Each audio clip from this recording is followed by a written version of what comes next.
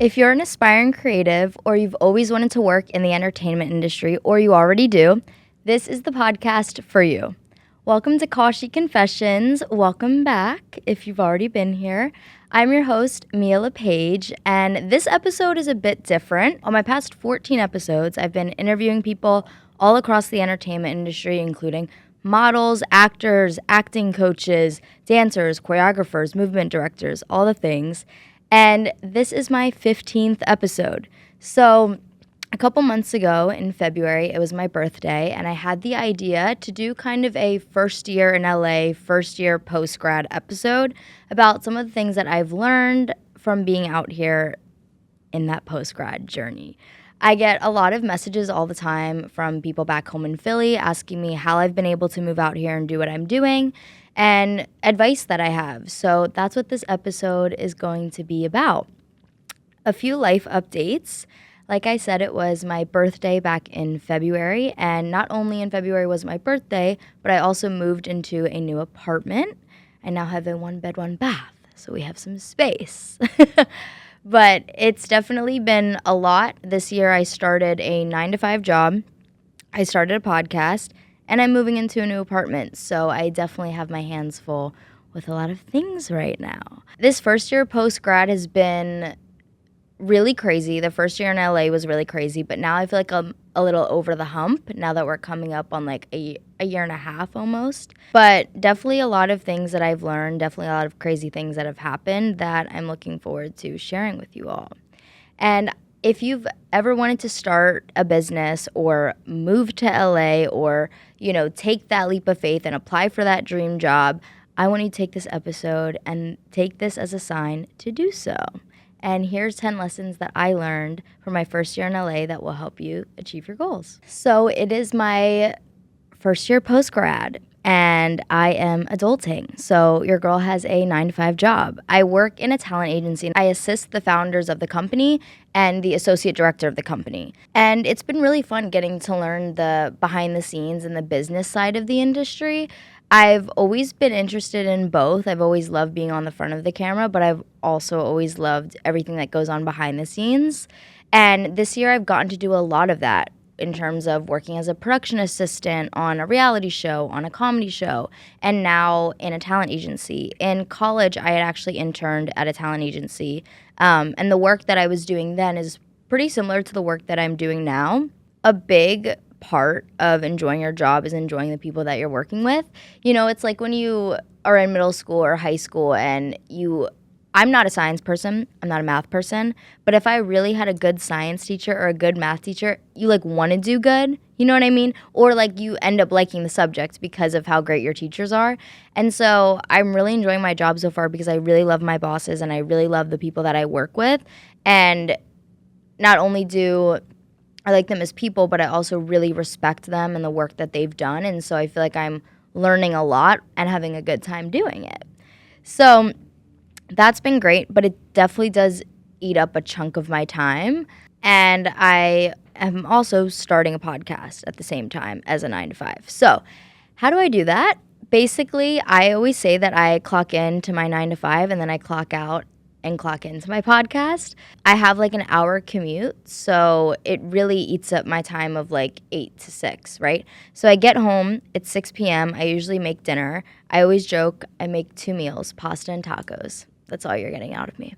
So I'll usually make my tacos, I'll sit down, and then I'll open up the laptop and get to work on my podcast. So some of the things that go into starting a podcast is figuring out your team, the people that you're working with. And there can be a lot of trial and error with that. Thankfully, I have a great friend who helps me out with my social media, and I've hired to do that, and we've had a great partnership.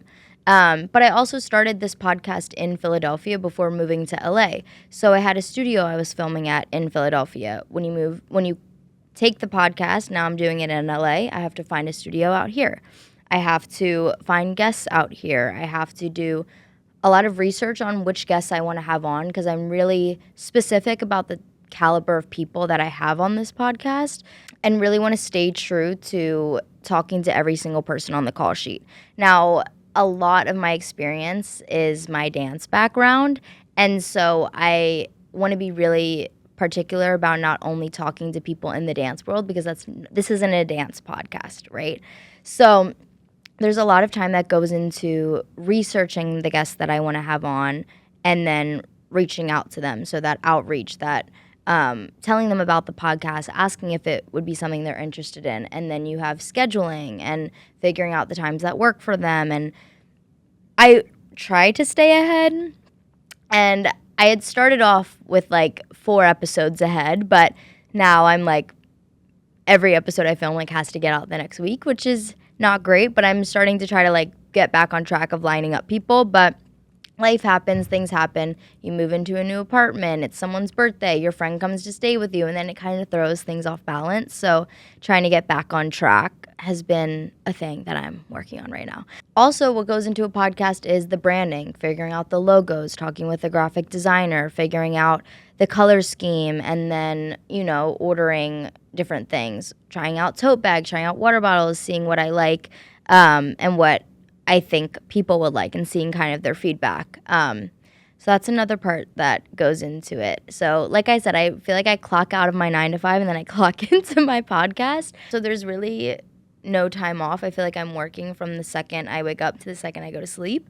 But I kind of love that grind. I'm used to that grind. I feel like growing up, you go to school all day long, and then when you're a dancer, you then dance all night long. Like, I want to get home till like 10 p.m., Like, I'd go to school. I think I would have to start school like 7 a.m., get out at 3. My babysitter would pick me up at 3:15, take me to dance. I'd be there by 4, and then I'd be there till 9, and I'd get home at 10 sort of situation. So it kind of works for me, but that hustle is not for everybody. I've also this year recently been going to a lot of different networking events. So that could be, last night I went to my college, Temple University. They have a study away program in Los Angeles, which I did my last semester of college. And there's a network of Temple Owls that live out here in Los Angeles. So I went to that last night, and it's really cool to connect with alumni and see what, other people that went to my school are doing out here in LA. And hopefully some of those people I met will be coming on the podcast shortly. But yeah, doing that, my friend Izzy, who was on the podcast, invited me to an album release party the other week where I got to meet some cool people. So that's been really fun, just like continuing to meet people who have the same interest and work in the same industry, and just kind of connecting with them. Okay, I want to share some of my favorite spots in LA that I have found this first year. So first, let's talk coffee shops. I love coffee and I love matcha. I try to drink matcha more because it's better for the skin with the antioxidants, but I do love my coffee. But some places that I really like right now are Love You Latte in Glendale. They have really good food. The atmosphere is really nice. The decor is so cute. And whenever I have friends in town, I always take them there. I'm also loving Romancing the Bean in Burbank. Also great coffee and also great food. A nice spot to do work, for sure. This past weekend, with some friends, we went out to celebrate my friend Anaya's birthday, and we went to Boa Steakhouse. Again, really good food, really nice atmosphere. And we went to Yamashiro in Hollywood, which is my favorite food is sushi, so loved it. The sushi was great, views were great. So some spots to look out for if you're visiting LA, or if you live here and need a couple spots to check out. I would definitely recommend those. When I first moved out to LA, which I've talked about in some other episodes, I got into a car accident my first week out here and got injured with 4 bulging discs in my neck. So that kind of put dance on hold for me for like 6 months, and kind of like, was an unexpected thing I had to overcome. Then my second apartment caught on fire, and I had to move out. So the first year was off to a rocky start, but now I feel like I've really created my community out here, and I'm really having fun. And I'm big on work hard, play hard, and that is the era that I'm in right now. So I want to be honest about the hard parts of moving out to LA and the post-grad, but also the great parts. And I think there's this kind of really fun part about just being in your early 20s and figuring it out and working through both the highs and the lows. So let's get into some of those lessons that I've learned. Okay, the first lesson is start before you're ready. I have so many friends that I talk to that have these great ideas, whether it's directing something, whether it's starting a clothing brand, whether it's starting a podcast of their own, but, feeling like they need to have all the pieces of the puzzle before they start. And something that I say to people is like, if you want to be a famous artist, right, or a professional artist, you can't pick up a pen for the first time and draw for the first time and expect it to be Picasso, right? Like, that's not realistic. You have to start something in order to get better at it and improve upon it. Like, the first time I stepped into a dance studio, I wasn't expecting to be a professional dancer. You can't go to your first dance class and think you're going to be the best dancer in the room. It doesn't make sense. But if there's something that you want to do, you have to take the first step, which is to start. So that's something I've definitely learned this year. I had wanted to start a podcast for a while now. It's something that I've thought about. Back in high school, my friend Sammy and I almost started a podcast together, but we didn't. But throughout the years, it's just been something I've wanted to do. And I wanted to be clear about the idea, right? I wanted to be clear about the structure, but there's a lot of things that could have held me back from doing it, right? There's the financial factor. There's this is going to take a lot of time. There's the doubts that people have, the fears, the insecurities. What if no one watches? What if people watch it and don't like it? And I remember before the first podcast episode that I filmed, I was freaking out. I had been so excited, but then the day before I got super nervous about it. It's kind of like when you plan a birthday party, like it's your birthday and you're just hoping everything goes right, and then the night before you're freaking out that no one's going to show up. That's how it feels to start something that you want to start. Whether you're releasing your clothing brand and it's the night before the release. I think that feeling is pretty similar across the board when you're starting something new. But you have to just take that step to start. And whenever those fears, doubts, or insecurities come into my head, I try to just kick them out and say not right now. I know that some people give those thoughts a name, or that voice a name, and so they can just tell that. If you're Frank is the bad voice in your head, you can be Frank, not now, right? So I feel that's something that I've learned is taking that initiative to start and not letting those fears or doubts or insecurities stop you from doing what you want to do. I saw a quote about that too, of someone saying, "I've failed more times than you tried." And I think that's such a flex, because having just the courage to try something, that takes a lot of courage. That's a big step and not something that a lot of people are willing to do. And like they say, if starting a business was easy, everyone would do it, right? So it's not going to be the easiest journey, or it's not going to be something that's not scary to do, but you have to do it scared. That's the only way to overcome a fear, and that's the only way to move forward. If you're waiting to feel ready, you're going to wait forever, because when you start to do something, then you're going to build confidence every single time that you do it. But if you never take that initial step to start, you can never build that confidence in it. So that's lesson 1. Lesson 2 is drop the perfectionism. As a perfectionist, this one is something I'm still working on. This is a challenging one, but it's definitely super important. And if you watched my episode with Miguel, we talked about this a lot, and how he even said, Mia, when you cut that perfectionism in half, your life is going to be so much happier, and your work is going to be so much better, because then you're more vulnerable and you take more risks in your work when it comes to anything creative, music, acting, dance. And this is a tough one for me, because I've always held myself to a super high standard, and when I don't feel like I'm meeting that, I am very hard on myself. But we're humans, and the human experience isn't perfect. In fact, it's the complete opposite, right? So if you are a perfectionist and you are that overachiever and you are that person that's super hard on yourself, it's important to give yourself grace and allow yourself to be a human. And I want to share this story that happened in my acting class with my other acting teacher, JC. Shout out to her. I love her. She has gotten to know me well because I've been training with her for the past 6 months or so.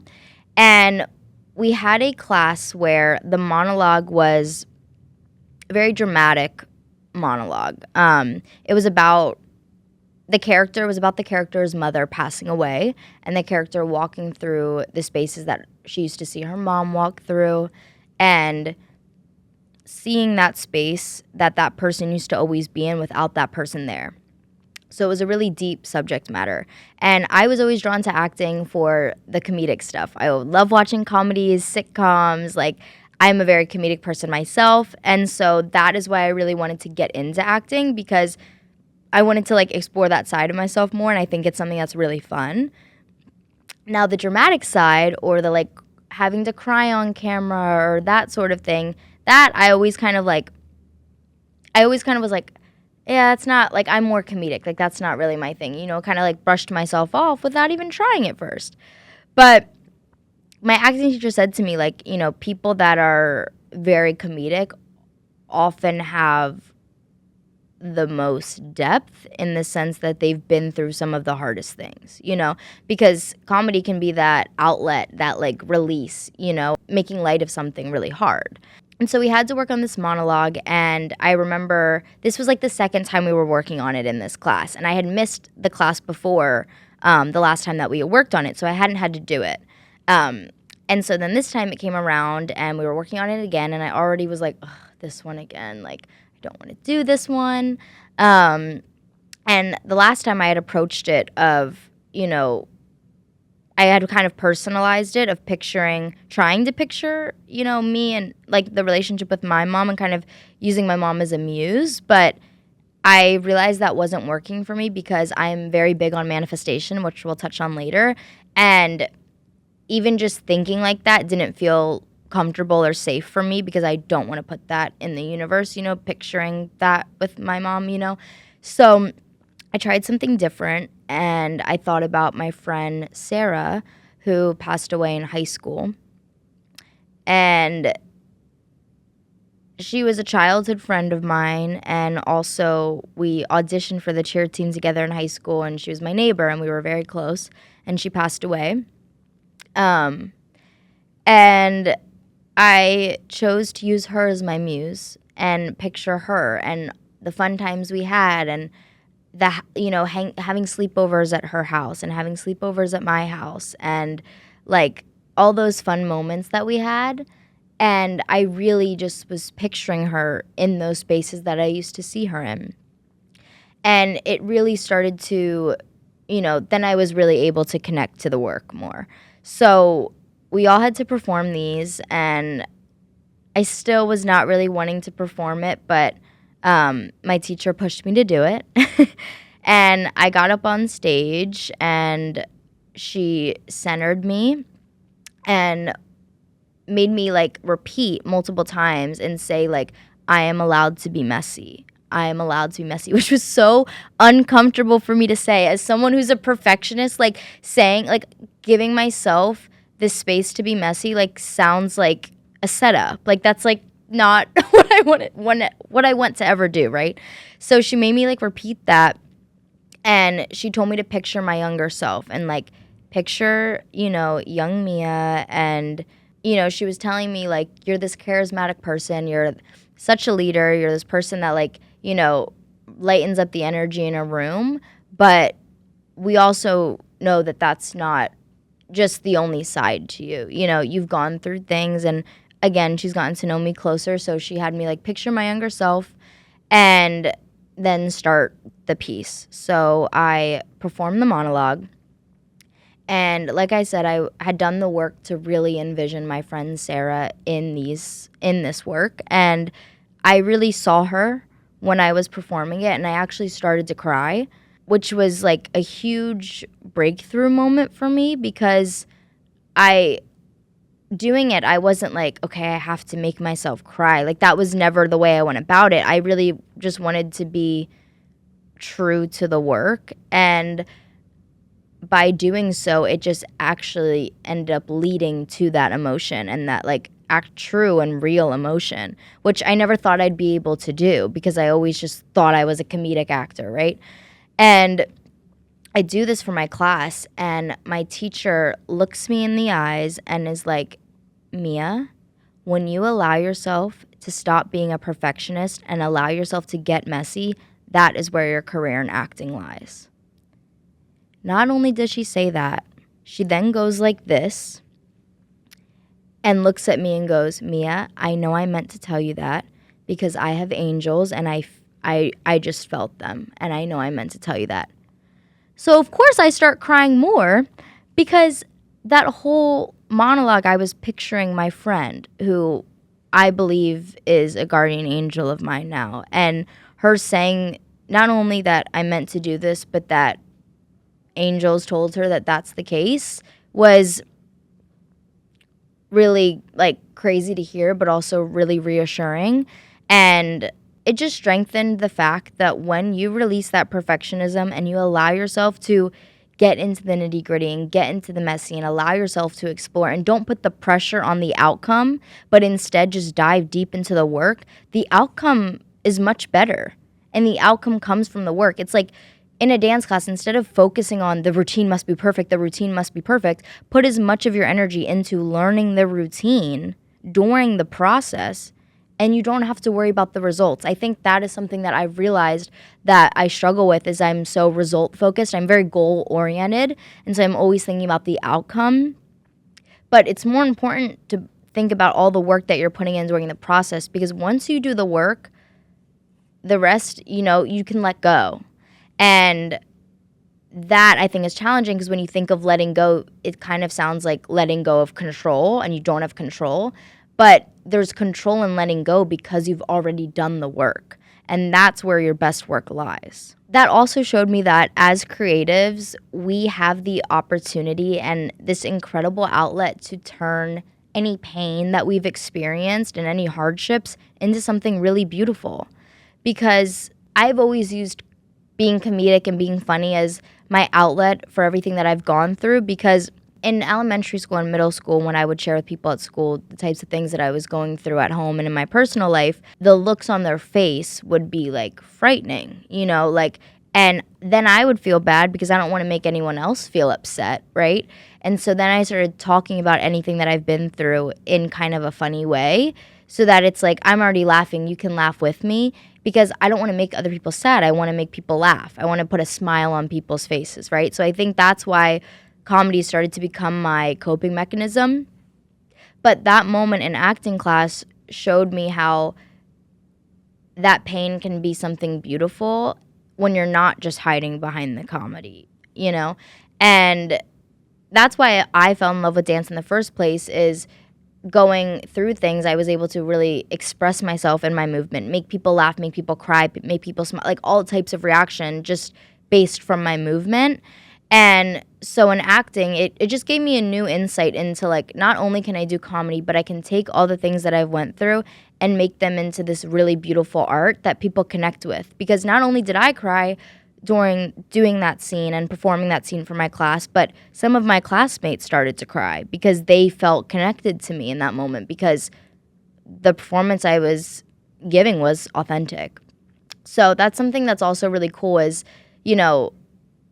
as creatives, taking that perfectionism out of the picture just allows for better art to be created, more authentic art. And at the end of the day, as a creative, you just want to connect. You want your message to be felt. You want to make people feel something. And I think it's easier to do that when you stop thinking so much about it having to be perfect and having to have the outcome. Because also, perfectionism can be a trap, because if you're so focused on a result, something better might come. If you're not focused on that result, you might get a better outcome. You know what I'm saying? Like, a better outcome could come than you could even predict. But if you're so focused on achieving the goal that you predict, you might stop something better from coming along. I think a good exercise for dropping the perfectionism is to just allow yourself to create just to create. To create for fun and not create for the pressure of it needing to be seen or needing to make you money or needing to, just taking that pressure off, I think allows you to kind of find the play and the fun in being creative again. Because anyone who's creative, whether it's like art or dance or music or anything, and when you do coloring books as a kid, you're not focused on it being perfect, you're just having fun coloring. And I think when you take that away from it and you just create for fun, it can be a good exercise. No one needs to know that you're doing it, but in your free time, doing something creative just for fun, I think is a good exercise. Lesson number 3 is resilience is the price of entry. This one is super, super important being resilient is the only way you get anywhere. It's that every time that you get knocked down, having the courage to get back up. This has come into play so much in my first year in LA in post-grad. I had moved out here excited to dance, and then I got injured in a car accident. A lot of people, just from that, would have moved home. Then my apartment catches fire. I have to move, and I live alone. So I had to then move out of this apartment by myself, find a new place, I had to get all new furniture. I had to get every single thing in my apartment restored from the smoke because it was toxic soot was covering everything. I actually ended up getting super sick, having to be on antibiotics all summer, which then broke my skin out. Like I was 13 again, which was a whole thing. So then there was like a health issue that came into play. Again, a lot of people from that would have moved back home. Even after I graduated college and I had a job lined up that I was super excited about, and then that job fell through. I had made the decision to move out to LA knowing I was going to be working full time, and that job fell through. A lot of people would have moved back home, right? These are three things that are really lucrative and like to moving across the country by yourself. Like my home had an issue, my health had an issue, and my finances had an issue, right? So that's why resilience is so important, and just having that belief in yourself that you're going to be able to figure it out and you're going to be able to get back on your feet. And yeah, I just think that that's so important because if you are someone who's an actor or a dancer and you're going to auditions or you're submitting for jobs and you keep hearing no, you have to have that resilience to keep going and to keep submitting anyway. And I think that resilience comes from just a complete and total faith and belief in yourself. Me personally, I think it's just this innate feeling I've always had, but I don't think that's necessarily true for everyone. And it can be a tough and scary thing, but I think the best investment that you can make is in yourself, and the best investment you can make is to bet on yourself. I've always come out of it in a better way, right? I've come out of these things and then something great has come along after. I think it's having that faith that, okay, this happened, but that means something good is right around the corner. Having that optimistic, like glass half full mentality will get you very, very far. And part of this is like, if plan A doesn't work, pivot, right? A lot of people, if you want to move to Los Angeles, a lot of people, it's because they want to work in the entertainment industry. But the entertainment industry, especially if you're working production or whether it's the back end of the industry or the front end of the industry as talent, it can become a lot of gig work, right? You work production for 3 months and then what? You're out of work until the next thing, or you book that modeling gig and then what? You're on the set that day and then what? And in those in-between times, you may need to pick up a job as a server. I picked up a job as a at a smoothie shop, at an acai bowl shop, in between production gigs. On the weekends, I work for Girl Beer. I sell Girl Beer on the weekends. And you just have to figure it out. It may not be exactly what you thought you'd be doing, but it's what's keeping you out here. And it's okay to pivot, and it's okay to take up other jobs that aren't directly aligned with what you want to do, because they're still fueling what you want to do. If you pick up a server job and you're frustrated because it has not, like, let's say you want to be an actor and you pick up a serving job and you're like, this has nothing to do with acting, and you're frustrated, think about the fact that that server job is fueling and financing the acting career that you want to have. It's giving you the opportunity to audition, to, have an apartment in LA where you can film yourself tapes from. Like, it all works together. That goes back to just the resilience and finding a way to make it happen no matter what. And if you watched Miguel's episode, we talked about Bryan Cranston, who's in Breaking Bad, and how he had said that he attributed a lot of his success to the fact that he just stuck around. Because truly, the only time that you fail is when you give up. The only time you fail is when you stop, right? You fail and you get back up again, you haven't failed. You fail and you let that knock you down, that is the only time that you fail, is when you can't get back up. And, a lot of things can shake that. Like, I just named a few things that could have sent someone going back home, But having the courage to get back up and continue to try and find a way, like that resilience will take you really far. When you work that production job and you have the best time and then you're out of work for the next few months, you can't get discouraged. You just have to be like, all right, I need to find a way to get back in it. Should I network with people? Should I set up coffee dates? Should I hop on LinkedIn? Should I apply for jobs? Should I take up the service job? Like, just finding a way to make it work and finding a way to stick around. Because if you keep doing it and you stay around, things will happen. If you want to do social media and you keep posting every single day, 3 times a day, years at a time, however long it takes, if you stick around, it will happen for you. The only time you fail is when you give up. Lesson 4 is to advocate for yourself out loud, because closed mouths don't get fed. This one really resonates with me because this is something that I've just always done, but a lot of people don't do. I don't know why, but even little Mia would like stand up to her teacher if she didn't agree with something her teacher did, right? And this skill can apply to every single area of life that you're in and any situation that you're in. But speaking up for yourself is a super important skill that you need in any situation, whether it's a job, whether it's a relationship, whether it's, anything like that. You need to be able to speak up for yourself. And I don't know what it is. I don't know if it's just this like confidence that I've had, but that's just something that I've always done.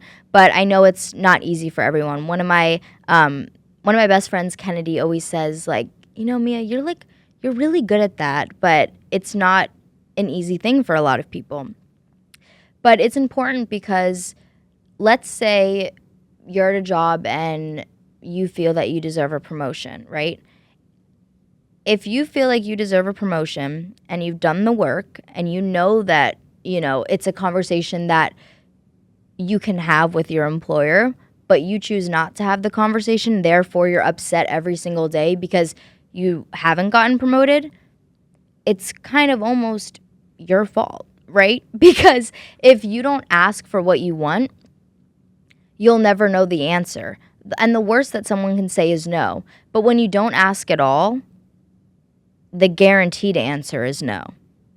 That, like, when you don't stand up for yourself and when you don't advocate for yourself and you don't ask the question you want to ask, you're guaranteeing the answer being no. However, when you ask, you're opening up the possibilities for a yes or for a negotiation or for a conversation. But if you don't say something, you're not allowing that conversation to be held at all. And this can also come to play in if you're working with someone and they're doing something that you're not okay with, or they're speaking about subject matter that you're not okay with, and you feel the need to go to HR. You should speak up for yourself because no one is going to speak up for you. There might be those people that have your back, and shout out to those people, but at the end of the day, you are responsible for you, and if there's something you're not okay with, you need to speak up. If you don't say anything, then you're the only one that's getting hurt. Like, you deserve to be heard, and you should be heard, and you should use your voice to advocate for yourself. Obviously, do it in the right way and do it in a respectful way, but people will respect you when you respect yourself. I will say, though, that confidence intimidates people that are not confident, right? When you're a very confident person, it can intimidate people that lack confidence. And that can rub people slightly the wrong way, but it's not because it's not a reflection of you, it's a reflection of them and their own insecurities. So if you're scared to speak up for that reason, you shouldn't be, because it has nothing to do with you and it has everything to do with them not having the confidence to do what you're doing, In Miguel's episode, I mentioned how I used to work at Crumble Cookies as a social media manager and content creator. And I want to tell the story of how that happened because it kind of goes into this advocating for yourself thing. So I had interviewed at Crumble Cookies with my younger sister because we needed a summer job. I was in college and she was in high school. Can't remember what year of high school or college it was, but that was the case. And we went into our interviews. Mine was going great, but before my interview, I'd looked at their social media and I saw they didn't really have like much of a presence on Instagram like they did on TikTok or vice versa. And I was majoring in media studies and production at the time and wanted to get more experience doing social media for not just myself, but for other brands. And so at the end of the interview, he asked me if I had any questions, and pro tip in an interview, if they ever ask if you have any questions, always make sure you ask a question.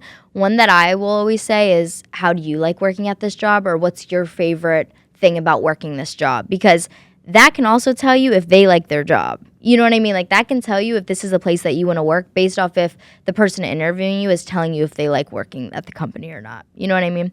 But anyway, so he asked me if I had any questions, and I said, actually, I was taking a look at your social media, and I saw that you're kind of lacking a presence on this social media platform. And I'm a media production student with a lot of social media experience, and I would love to talk about the possibility of working together in that way.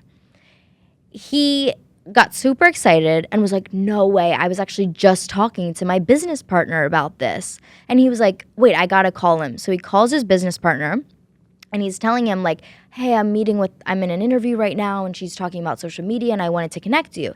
He hands me the phone, and I hop on the FaceTime, and it's Tobias Harris when he was playing for the NBA 76ers. And as a Philly girl, as a longtime Sixers fan, I was elated, right? But I was shocked. I'm like, wait, okay, so now I'm on the phone with Tobias Harris, and he's asking me about what I want to do for the social media, some of my ideas, and I just start like spitballing. And he was like, yeah, this sounds great. Let's do it. So then I got the opportunity to then start creating content for Crumble's social media. And the way we did it is Crumble Cookies, we couldn't do like Crumble Cookies Philly. Like, you couldn't do like different location usernames. So my boss's name was Charles, so we called it Crumble Charles. And the content I made did so well that we had a line down the block of people wanting to meet Crumble Charles. And so I kind of made him into this like local star, I guess you could say.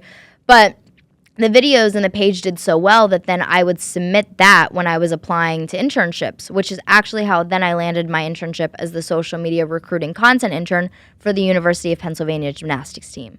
So just by me speaking up in the end of that interview, not only did I get a job that I liked more. Granted, I did some of the baking and some of the team member stuff at Crumble Cookies, but then it quickly shifted to I was really just doing the content stuff, which is more what I wanted to do.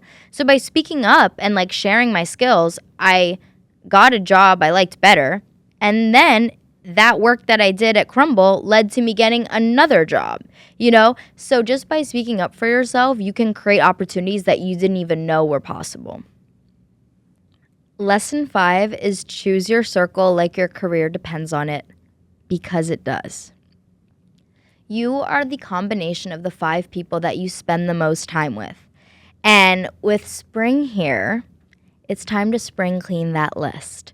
Because when you really sit and think about it, the people that you divvy up your time with are the people that, you know, their conversations will rub off on you. Their morals will rub off on you. The way they talk will rub off on you. It's like anything that you consume becomes you, right? You are what you eat sort of thing. So choosing the people that you choose to spend your time with is really important because your time is so valuable. You know, any time that you're choosing to spend with a friend, that time you could have been at work. You could have been making money doing something else. You could have been doing some self-care or anything. Like, that time that you spend with people is so valuable, so you want to make sure you're spending it with the right people. Something my grandfather, my poppy, has told me since I was a child, this one makes me laugh. He has always said, you can pick your friends, you can pick your nose, but you can't pick your friend's nose. Essentially just meaning that be careful who you pick to be your friend. And he has stressed this to me since I was a child. And you kind of have to go through that trial and error of having friends that aren't that great to know what really good friends are, and, you know, maybe telling someone a lot about yourself that maybe you couldn't trust to then find people that you do trust. There's that trial and error. But it's really important to pick good people, to have good people around you, and to pick your friends and your circle wisely. And when you're moving to a new city, like, I grew up in Philly, born and raised there, and so moving from Philly to LA is huge because I'm leaving all the people that I know behind. Granted, because of dance, thankfully I know some dancers out here who have ended up coming out to LA as well. But, you know, it still takes time to build community when you move to a new city, and it can be scary. I know a lot of people have gone on to like Bumble Friends or used that as like a way to meet people, and there's all different types of way to meet people.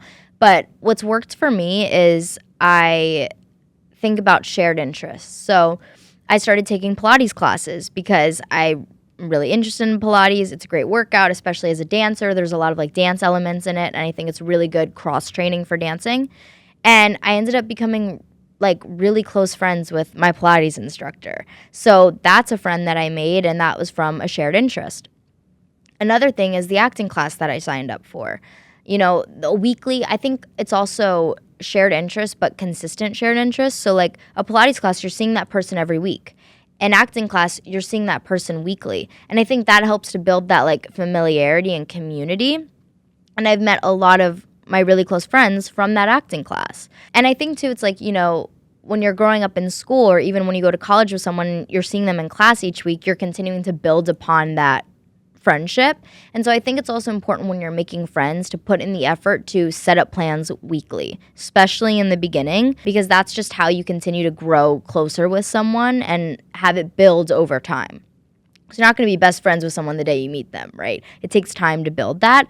But I think finding shared interests, going to like yoga classes, or if you like a gym, like becoming a member at a gym and going consistently and you start to see the same faces, and you can then approach them or they approach you and you guys become friends, I think is a good way to meet people. Or joining a sports team, even a rec team, Dance class is how I've met a lot of my friends as well. And networking events. I went to a UTA networking event and met a good friend of mine there. So just also like saying yes to things and like going to different events, even when you're tired and want to stay at home, people aren't going to find you when you're at home. You're not going to meet people from your couch, right? You got to get up and go out there and put yourself out there and talk to people, shake hands with people, and make friends. So it definitely is hard to make friends when you move to a new city. And I would say that my birthday last year looked a lot different than my birthday this year. I had a great birthday last year. My mom and I went to Vegas together. It was so much fun.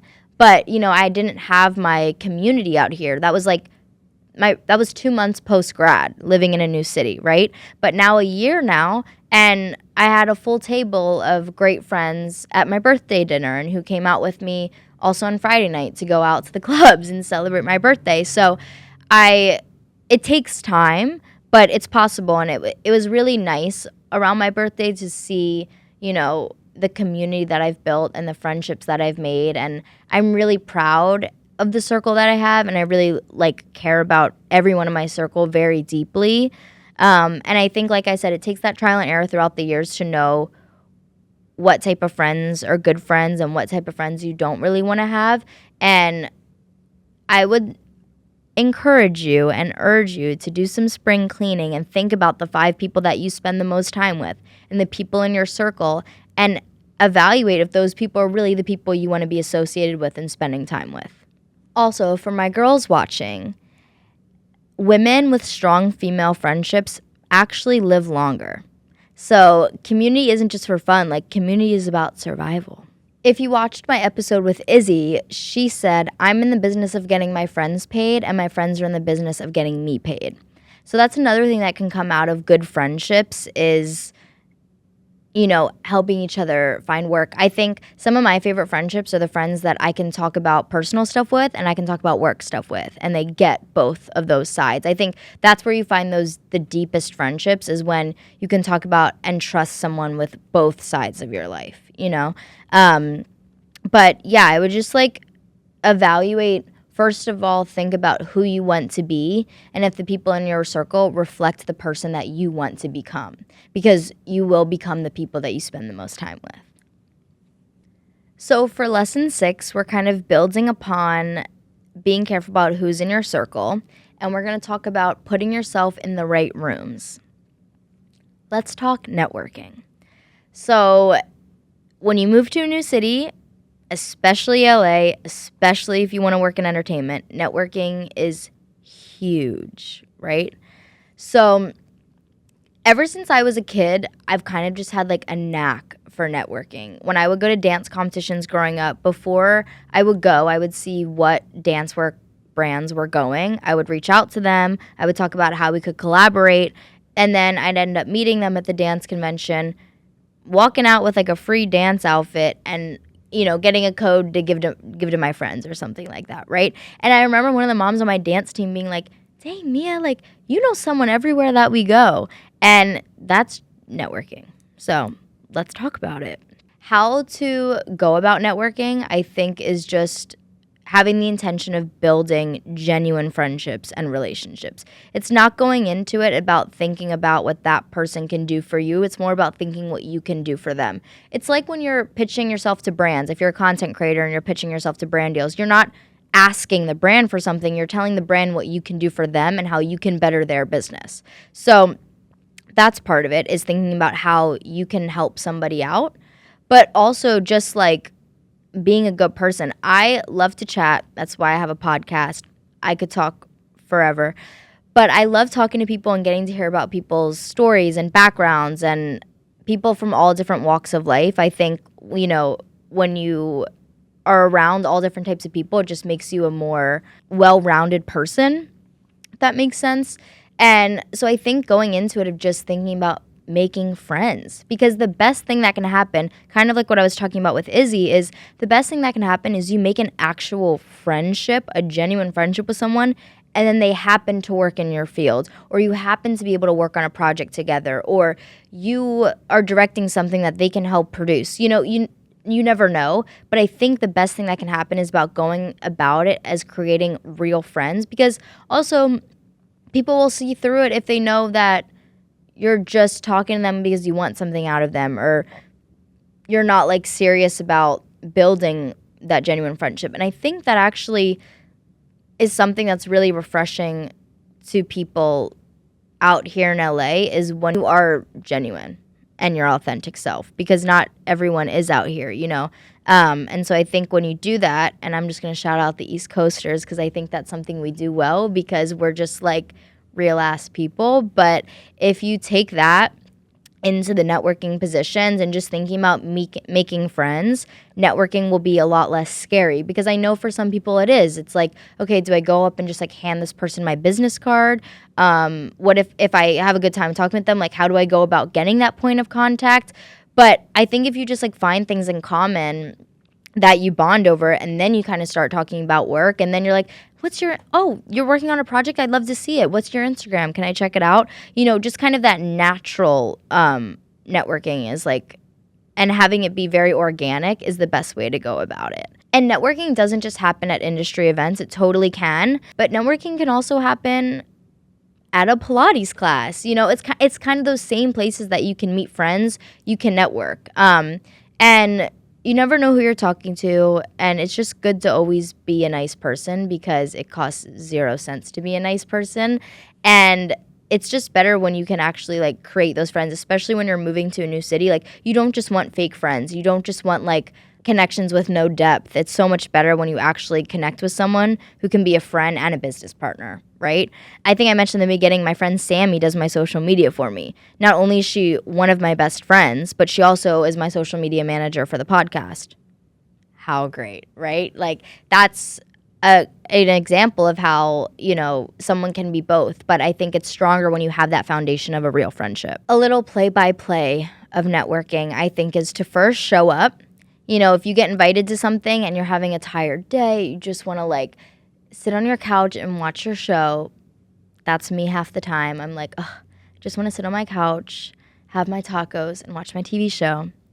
You got to stop for a night. You got to be like, you know what? I can do this any day, but this event is going to come and go, so I need to go to the event. So the first thing is to show up. The second thing is to be present. So in the sense of, when you walk into a room, get the vibe, get the atmosphere, see if there's someone that is also standing alone that you could go and approach. See if there's a conversation. If you hear something that you could add to, maybe you jump in the conversation, Introduce yourself, ask them their name, have that, interaction, that initial, who are you, what do you do, who am I, what do I do, right? And then be present in the sense of listening to them talk about themselves. You can learn a lot from listening to other people talk. And then also share, what you do, And if they say something that you relate to, then you can speak upon that, right? Talking about business stuff, but also talking about just like something personal that you relate to, whether it's you both are loving the weather today, or you both hated the rainy day last week, or you're both watching that new show that just came out, and so you can talk about that. Having something that, bonds you guys outside of work, I think is an important thing to do. And then once you're wrapping up the conversation or starting to hit like a dead end, asking how you guys can stay in contact, saying, it's been lovely chatting with you. I'm so glad that we met. I'd love to stay in contact, and securing the point of contact. That is the step that a lot of people miss, and that step is the most important, because like friends of mine have gone to events and been like, I really love talking to this person. Like, they were so cool.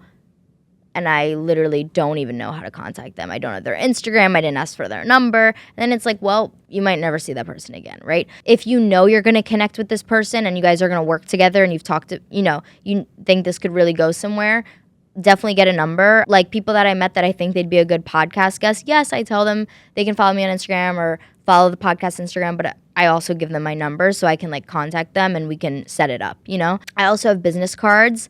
I'm not mad at a business card. And I think they're fun, and I think people are excited to get them. Whenever people give me their business card, I think it's fun, and especially if it has, good colors and whatever. Like, I think people, something tangible is also great, because also if they enjoy talking to you and they forget about it and then they open up their wallet a week later and see your business card, they're going to be like, oh, right, I did like talking to this girl. I want to check this out.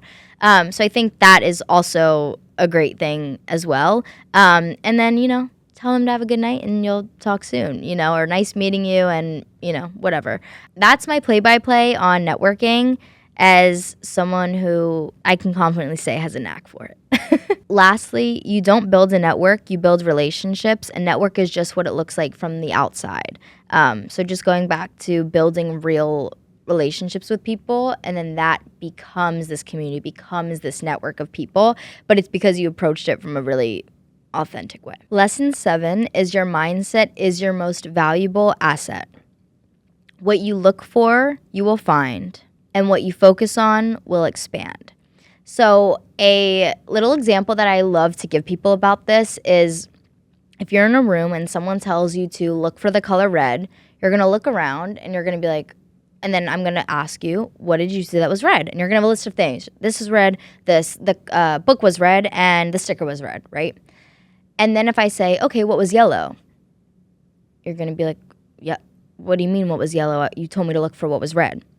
What you look for, you will find. So if you're a negative person, let's say you want to be in a relationship, but you're always saying that all men suck and that there's only shitty guys in this world.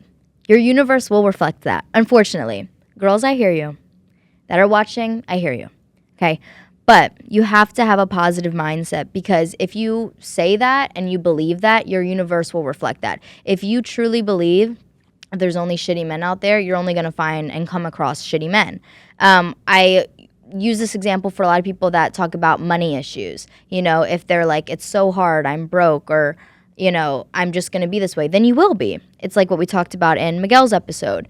It's a choice, like truly what you believe your universe will reflect, and that's why your mindset is so valuable. I am really big on manifestation, speaking things into existence, and the power of tongue. Your words truly do impact your physical reality. Not only what you think will reflect your universe, but also what you say will reflect in your reality. And having a good mindset doesn't mean toxic positivity. It doesn't mean ignoring that things are hard. It means choosing the narrative that you're going to run with. You can accept, okay, this is hard right now, but it's not going to be hard forever.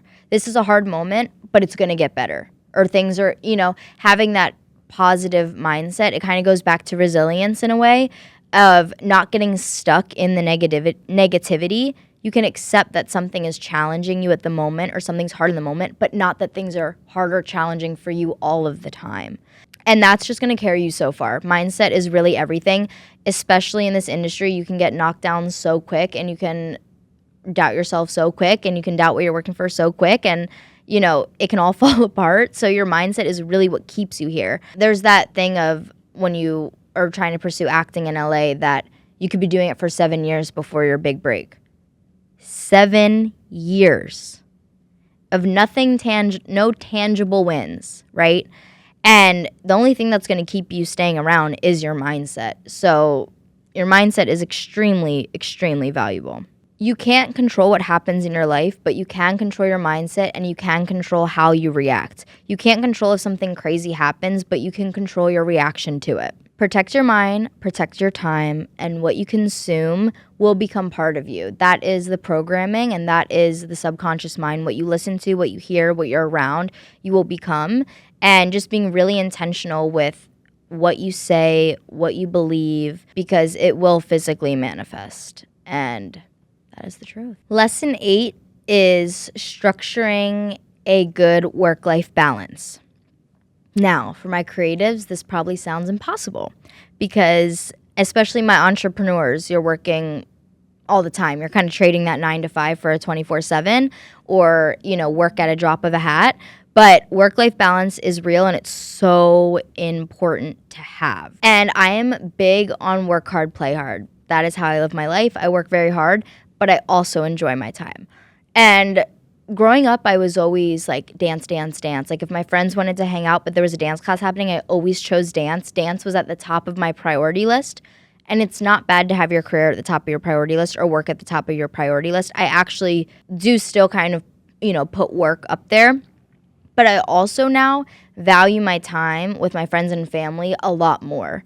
And I think your work becomes better when you have those moments with family and friends and you have those times that are fun and where you're actually just like experiencing and living life and it's not about work, it's about play, right?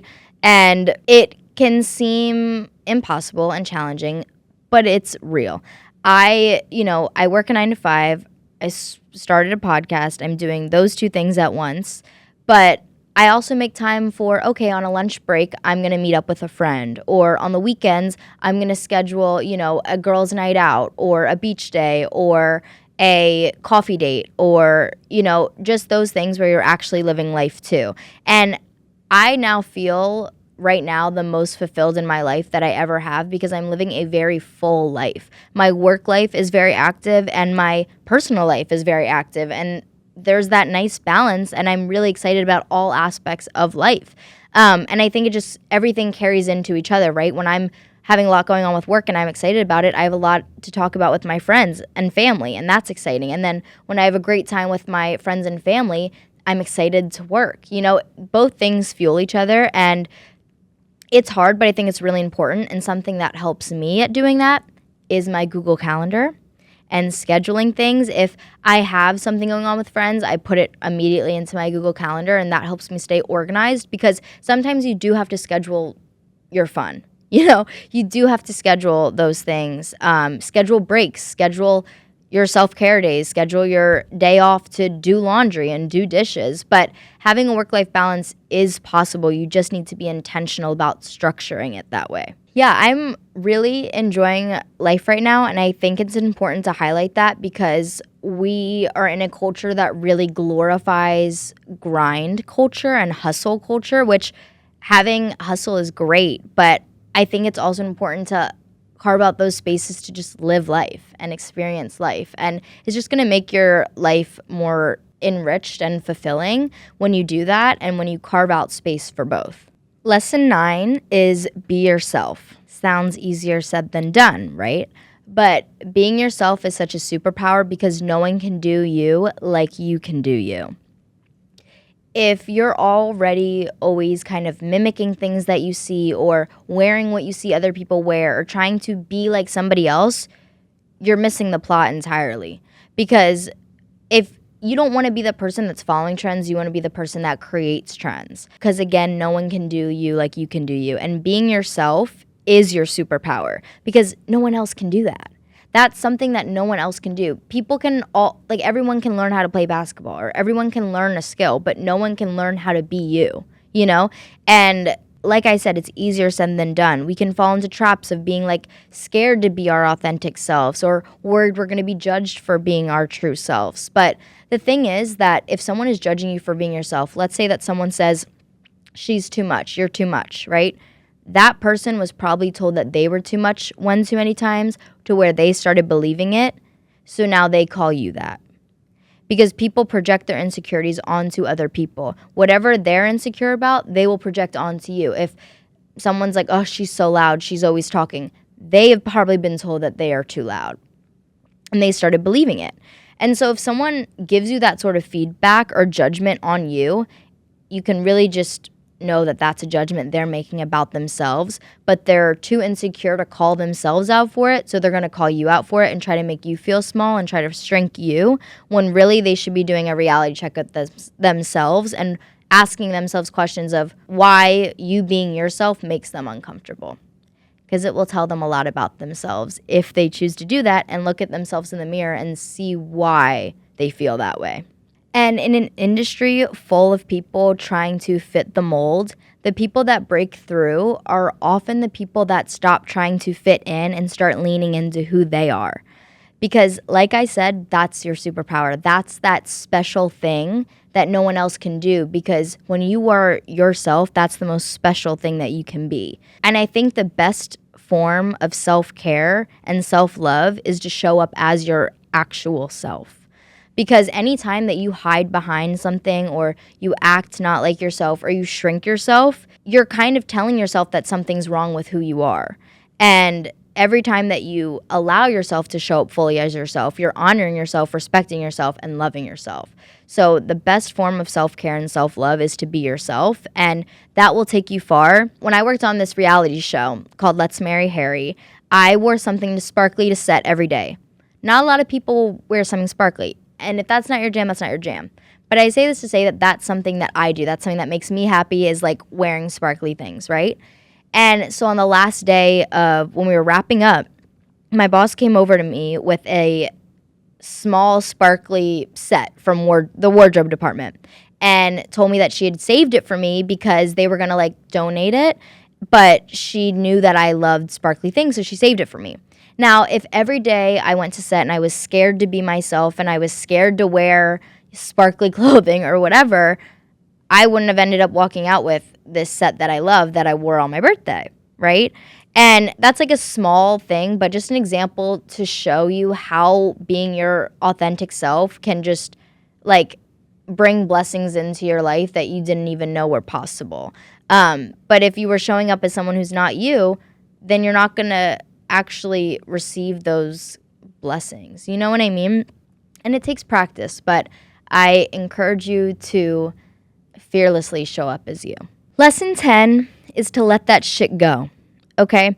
Now, as an empath, this one is hard for me and something I still have to practice and work on, but letting shit go. Now, if you're driving to work and someone cuts you off or someone is driving like an idiot, you know, honks you, whatever they're doing, and you get upset, like I was saying earlier, you can't control what happens to you, but you control how you react. Now, if I'm going to let that upset my whole morning, I'm going to go to work, now I'm miserable, I'm already upset, I'm already like have this angst because of my like not fun drive to work, who is that hurting? Who is that hurting other than me? Who is that hurting other than yourself, right? You know, because that person that cut me off in line, they might be having a great day after doing that. But I'm going to have a bad day because of that? No, you don't want to allow that to happen because you can control the way that you react. Letting that shit go is something that I've definitely learned, like moving out here and living on my own and, you know, dealing with all types of things. You just have to move past things. Like and you don't need to like act like they never happened. That's not realistic. But, you know, having that acceptance of like, okay, this happened. It upset me, but now I can move on. Like honoring the way that you feel, but then knowing that you need to move forward, I think is so important. Yeah, and like not everything deserves your energy. So save your energy for the things that matter, right? Don't let other people's negativity live inside you. That's not yours to carry, and that's not fair to you. You know, like another form of self-love is not allowing someone else's negativity to impact you. If someone's having a bad day, because we know misery loves company, right? If someone's having a bad day and they're complaining constantly, and then they want you to get on it with them and they want you to feel negative too because they're negative, maybe walk away from that person. You know, maybe be like, all right, I gotta get back to work, or I gotta go grab a coffee, or I gotta, you know, don't let that person's negativity impact you. Just because someone's having a bad day doesn't mean you have to have a bad day with them. You don't want to just get stuck in that. You don't want to get stuck in a negative space. And, you know, things can come up all the time that upset you. getting a ticket, getting a parking ticket or something. You could be mad about that all day. And I'm guilty of it. I've definitely been pissed, but you have to like let it go and not let it disrupt everything for you. It's like if you audition for something and you don't get it, or you don't get a call back, or they tell you no, you have to keep moving. You have to let that shit go and move forward. So as an empath, and to my fellow empaths out there, this one can be challenging, but it's so important, and it will just like make so much more space in your life for better things. When you remove the bad and you let the bad go, it makes space for better things to come into your life. So those are my 10 lessons that I've learned in my first year living in LA and my first year post-grad. And let's just recap some of those. The 10 lessons are: start before you're ready, drop the perfectionism, resilience is the price of entry, advocate for yourself out loud, choose your circle wisely, put yourself in the right rooms, your mindset is your most valuable asset, being yourself is your superpower, and let that shit go. I turned 22 in February and moved out to LA on my own, and am really proud of the space that I'm in. It's definitely not an easy thing to do, but it is possible, and that's what I hope that every single one of you that watches this podcast, what I hope is that in every episode you're inspired to chase after your dreams. You know that it's possible and that you can do it, although it may scare you. Like I always say at the end of all my episodes, if your dreams don't scare you, they're not big enough.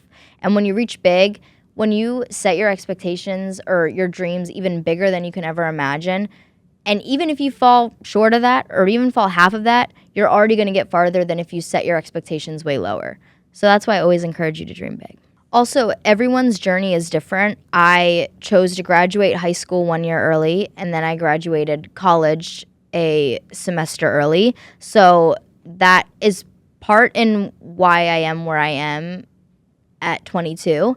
But everyone's journey is different, but it's possible. If you believe in something and you work hard at it, it will happen for you. You just have to stay around, stick at it, and listen to these 10 lessons that I just talked about. And like I was saying at the beginning of the episode, if there's ever something that you've wanted to do, if you want to take that big move across the country, if you want to apply for that dream job of yours, if you want to cold pitch yourself somewhere, if you want to start your own business, take this as your sign to do it. It doesn't need to be perfect. It doesn't need to be thought out. It doesn't need to have such a structured plan. You just need to start. And if you start, only good possibilities and more possibilities could come out of it. But if you never start, you'll never know. I'm Mia LePage, and this is Call Sheet Confessions, and thank you so much for watching or listening to this episode. I will be back with a guest next week and have a lot of exciting upcoming guests coming up, which is kind of why I wanted to take the time now to do a solo episode, because I have so many guests lined up and I haven't had that conversation between just us in a long time since my first episode, and I wanted to kind of catch you up, tell you what I've learned, and yeah, I'm so excited for the next episodes, and I hope this is an episode that you can go back to when you kind of need to hear these things again, because sometimes we can consume them but forget the lessons that we learn, and it's nice to have something you can go back to and kind of replay. So I hope this can be a resource for you in that way. And please don't forget to subscribe for more Call Sheet Confessions. Comment any guests or people on the call sheet that I haven't talked to yet that you want to hear me talk to. Comment any lessons that resonated with you. And you can follow Call Sheet Confessions at Call Sheet Confess Pod on Instagram. You can follow my personal Instagram at Mia LePage. And like always, if your dreams don't scare you, they're not big enough. And like my Mimi always says, break a leg, but not really. And we'll see you in the next episode. Bye.